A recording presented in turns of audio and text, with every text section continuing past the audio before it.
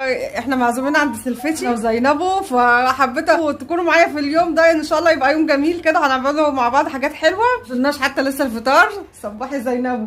صباح الفل عليكم. هم عايزين انا اللي اقوم بالاكل النهارده، طول مدبسني في الاكل ده، يومنا كله في اوضه الطبيخ. تعالوا نشوف هنعمله ايه.